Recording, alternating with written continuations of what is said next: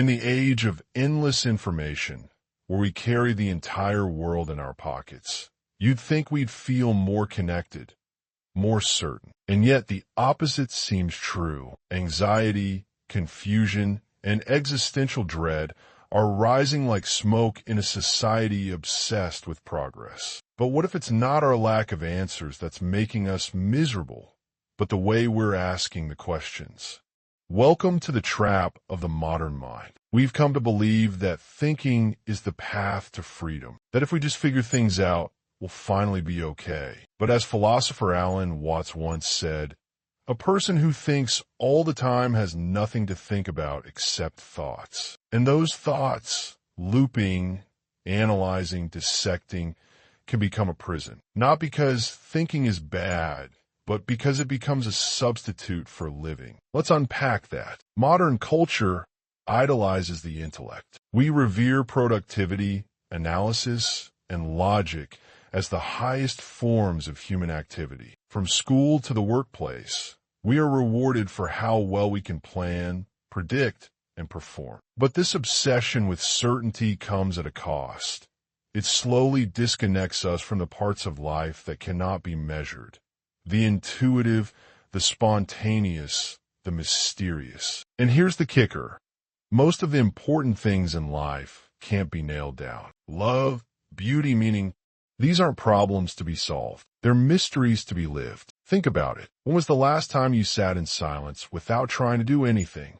No phone, no goals, just being. Chances are it felt uncomfortable. We've been trained to view silence as emptiness, when in fact, it is the fertile space where true awareness begins. See, the modern mind craves control. It seeks clarity, step-by-step formulas, and absolute answers. But life doesn't operate on those terms. Life is messy, paradoxical, and nonlinear. And when we force it into a neat box, we don't simplify our lives. We only amplify our suffering. This is why so many people today feel as if they're on autopilot. We're constantly strategizing about the future or dissecting the past, rarely touching the present moment. We mistake movement for momentum and confuse knowing with true understanding. Philosophers like Kierkegaard and Nietzsche warned us of this very trap. Kierkegaard spoke of the sickness unto death,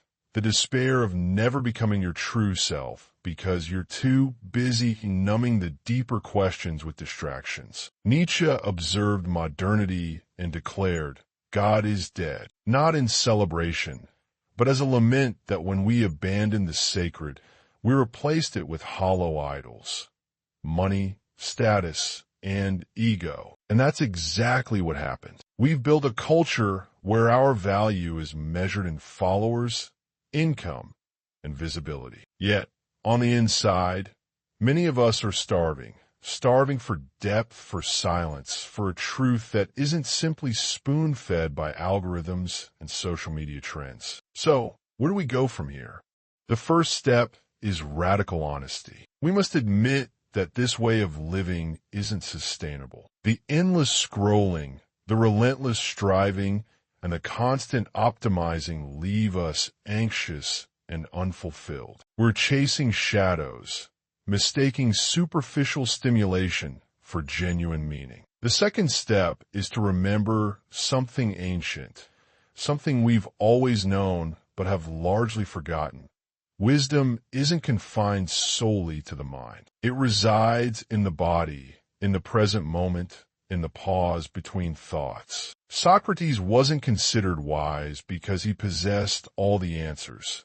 He was wise because he recognized the vastness of what he did not know and embraced the mystery that ensued. In Zen Buddhism, there's an adage, the finger pointing at the moon is not the moon. Words, thoughts, and concepts are useful, but they are not the experience itself. You can study the nature of love through countless texts, but until you fall in love and truly feel it, you have not grasped its essence. Modern philosophy, if it is to serve us well, must guide us back to what is real, to the tangible experiences we neglect in our rush to be productive. It calls us to remember the warmth of sunlight on our skin, the sound of wind rustling through trees, the ache of loneliness, and the joy found in genuine laughter. These are not mere distractions from life. They are life itself. It takes immense courage to slow down and say, I don't need to be in a constant state of self-improvement. I don't need to have every detail figured out. This is not the courage to conquer the world, but the courage to face oneself, warts and all. The Stoics understood this truth profoundly. Marcus Aurelius wrote, "You have power over your mind, not over external events. Realize this, and you will find strength." However, in modern self-help culture, this insight has often been misinterpreted as a mandate to control our minds. The true goal, instead, is to observe them without judgment, to let our thoughts pass like clouds in an expansive sky. And that is where real freedom begins. Freedom is not about doing whatever you want at any moment. It is about seeing through the illusions that keep you imprisoned. It is about understanding that your worth isn't determined by your resume or your reputation. It is about letting go of the endless chase for validation and asking the deeper question, who am I when there is nothing left to prove? Perhaps you're not here to be the best at everything. Perhaps you're here to be whole, and wholeness doesn't equate to perfection. It means embracing what it truly is to be fully human, messy, uncertain, capable of deep feeling and profound thought, yet still able to laugh at the absurdity of it all. Albert Camus once remarked, "In the midst of winter, I found there was within me an invincible summer." That invincible summer is your inner essence. It is the quiet core that remains when the external noise fades away. It is the part of you that knows you are enough, not because of what you have done, but simply because you are. Ultimately, philosophy isn't about debating in ivory towers or constructing grand theories divorced from life. It's about learning how to live. It's about mastering the art of suffering well, of loving deeply, and of facing death with courage and without fear. It's about choosing to stay awake in a world that seems determined to lull you into a perpetual slumber. So perhaps the most radical act in our hyperactive culture isn't to hustle even harder. It's to slow down, to breathe deeply, to truly feel, to listen to the quiet wisdom within. In that silence, you may finally hear something ancient and true whisper back to you. You're not lost. You have merely forgotten how to be still. This isn't an invitation to withdraw from life, but a call to engage with it on a deeper level. It's a reminder that even amidst chaos and constant change, there is beauty in the pause. When you step back and relinquish the need to control every moment, you create space for genuine experience and authentic connection. Consider the teachings of the Taoists, who long ago observed that nature does not hurry, yet everything is accomplished. They spoke of Wu Wei, the principle of effortless action, illustrating that by aligning ourselves with the natural flow of life, we can achieve far more by doing less. In a world where every moment is measured by productivity and efficiency, such a perspective can feel revolutionary. This insight challenges the very foundations of our modern mindset. We are inundated with the idea that every second must be optimized, every action must have a purpose, and every thought must yield a result. Yet, in the spaces between our calculated actions, life quietly unfolds. In the pauses, in the moments of unstructured time, we discover our true selves. Perhaps the greatest irony is that in our frantic quest to gain control, we surrender our ability to truly experience life. We become like actors reciting lines from a script, rather than living an unscripted, vibrant reality. And so, we find ourselves chasing an illusion,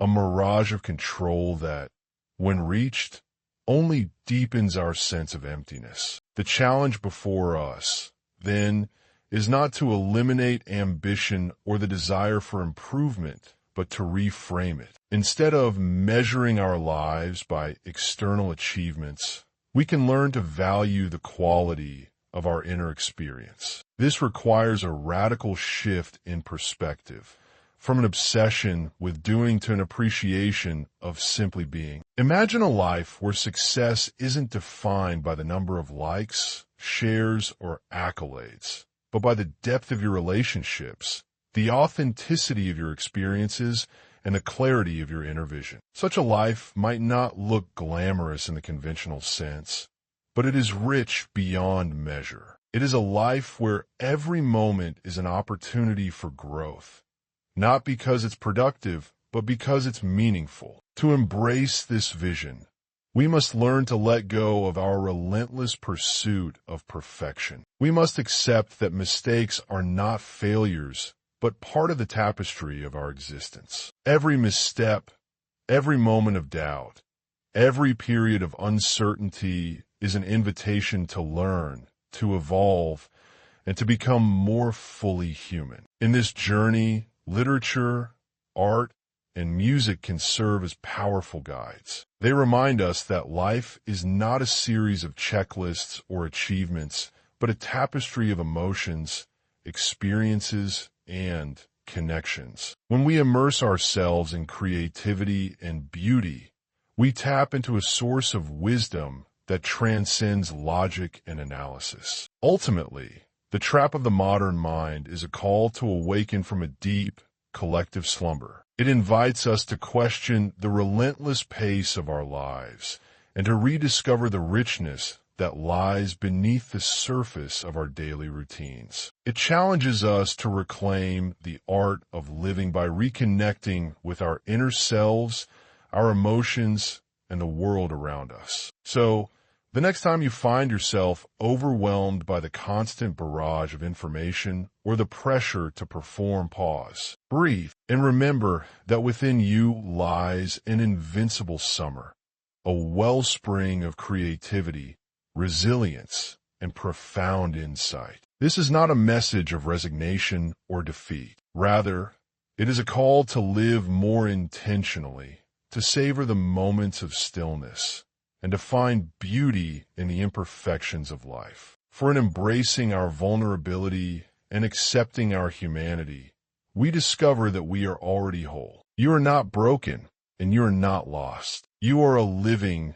breathing testament to the mystery and wonder of existence. And when you allow yourself the freedom to simply be, without judgment or expectation, you open the door to a life of depth, purpose, and quiet revolution. Thank you for embarking on this journey of inquiry with me. May you find the strength to slow down, the wisdom to listen, and the courage to embrace the magnificent chaos of life. Remember, sometimes the most profound insights arise not from ceaseless striving, but from the simple act of being still. So if you've ever felt overwhelmed by the noise of the world, if you've questioned the pace, the pressure, or the point of it all, know this.